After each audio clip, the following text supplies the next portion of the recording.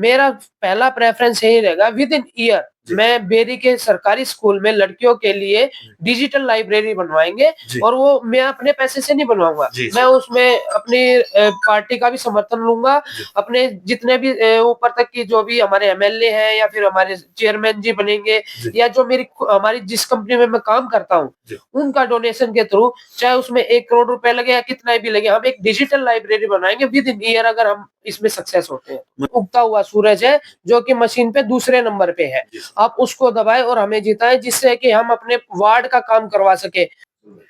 नमस्कार, मेरा गाँव मेरी पहचान कार्यक्रम के तहत गाँव व शहरों का दौरा कर रहे हैं। इसी कड़ी में आज हम पहुंचे बेरी में, बेरी वार्ड नंबर 12 में। जो शख्सियत हमारे सामने है, वो किसी परिचय की मोहताज नहीं है।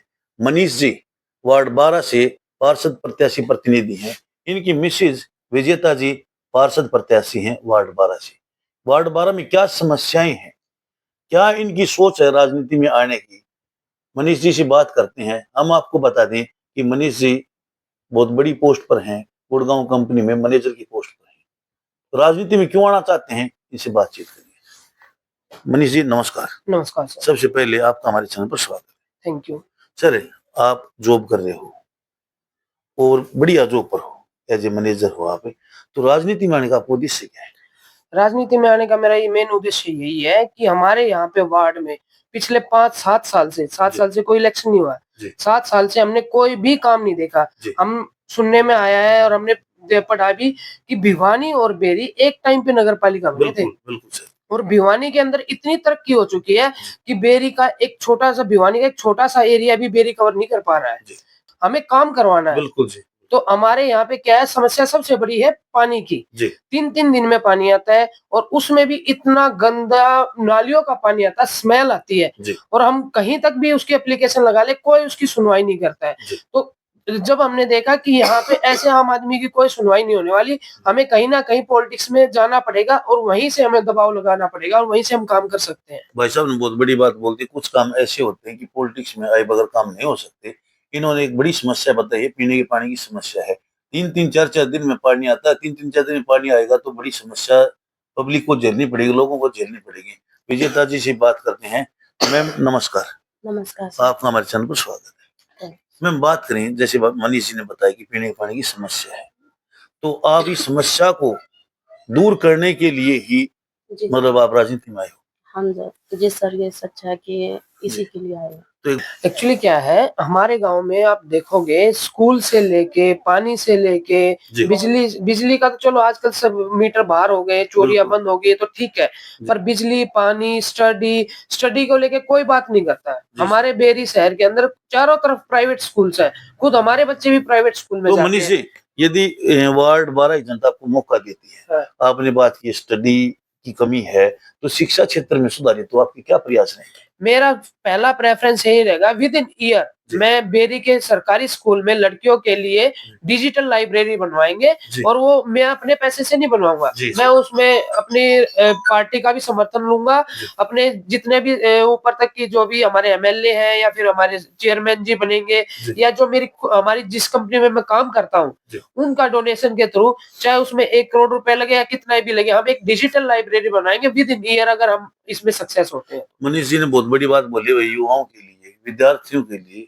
इन्होंने शिक्षा क्षेत्र में सुधार हेतु बड़े अच्छी बात बोली है कि यदि वार्ड 12 की जनता में मौका देती है, तो 1 साल के अंदर-अंदर सरकारी स्कूल में डिजिटल लाइब्रेरी होगी और समय के अनुसार आज डिजिटल लाइब्रेरी की मांग भी है और शिक्षा क्षेत्र में इनके अच्छे प्रयास हैं।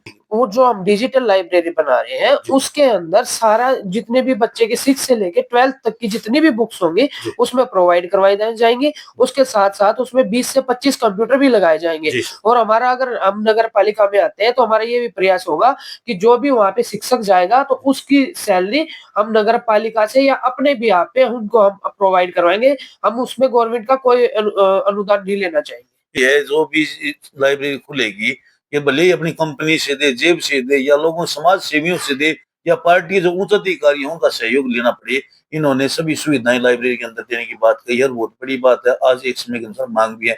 एक सर लास्ट क्वेश्चन हमारा, हमने देखा कि साफ सफाई की दिक्कत रहती है, तो वार्ड में आपको जनता मौका देती है, तो साफ सफाई को लेकर आपके क्या प्रयास रहेंगे पहले ये जाने क्या व्यवस्था है साफ सफाई वर्तमान की बात है। वर्तमान में अगर आप देखोगे तो वीक में 1 या 2 बार ही ट्रैक्टर गली के अंदर आता है। जी उसके बाद भी फ़ोन करना पड़ता है कि ये हमारा जो डस्ट है इसको उठवा लो। जी क्योंकि आज के दिन वो चीज़ें नहीं रही जो पहले गाँव में होती थी, बाहर डाल देते थे या कहीं भी डाल देते थे, वो गंदगी बंद करना चाह रहे हैं हम। जी वो बट ये क्या है कि हमारी नगर पालिका में कोई सुनवाई नहीं है कैसी भी। जी सर। जो 4 गाड़ियाँ लगी हुई है, 4 गाड़ियों में पूरी बेरी में वो कहाँ-कहाँ जाएँगे? उनका कहने का यही होता है कि आज हम इस गली में आए हैं, 2 दिन कल हम नेक्स्ट गली में जाएँगे, उससे अगले दिन नेक्स्ट गली में जाएँगे। जी तो वो 4 दिन, 5 दिन में आपका नेक्स्ट टाइम आएगा कि हम इस गली में आएँगे। तो उनकी व्यवस्था हमें बढ़ानी पड़ेगी। जितना भी होगा हमें इंक्रीज़ करना पड़ेगा कि नंबर ऑफ व्हीकल्स जो हमारा डस्ट उठा रहे हैं, वो नंबर ऑफ व्हीकल्स की क्वांटिटी ज़्यादा हो, है ना? वो सब चीज़ें हम करेंगे। साथ में जितना भी होगा हमारी सुविधा रहेगी कि शिविर के साथ में जो जितना भी डस्ट है जी और जितना नालियों के अंदर नालियों को कवर करके शिविर के थ्रू पानी की निकासी की जाए ताकि ये मच्छर वगैरह जो भी है ये सब बंद हो जाए। एक वार्ड 12 की जनता से हमारे चैनल के माध्यम से आप क्या अपील करना चाहो। वार्ड 12 की जनता से यही है अपील है कि जी जो भी चुनाव में जीते जब कोई भी हो हमें हम अच्छे हैं तो हमें दो वोट, वो अच्छे हैं तो उनको दो, बट हम सही चला रहे हैं तो हमें पैसे से मतलब नहीं, हमें काम से मतलब है। चुनाव चिन्ह बता दो आपका चुनाव चिन्ह। उगता हुआ सूरज। उगता हमारी यही अपील रहेगी एक बार चुनाव चिन्ह आप हमारा चुनाव चिन्ह उगता हुआ सूरज है, जो कि मशीन पे दूसरे नंबर पे है। जी सर। आप उसको दबाएँ और हमें जिताएँ जिससे कि हम अपने वार्ड का काम करवा सकें। बस इतना ही मैं भाई हमारी साहब ने बहुत बड़ी बात बोल दी मनीष जी ने देखिए हमारा एक उद्देश्य है कि इस प्रत्येक समस्या का समाधान करवाना।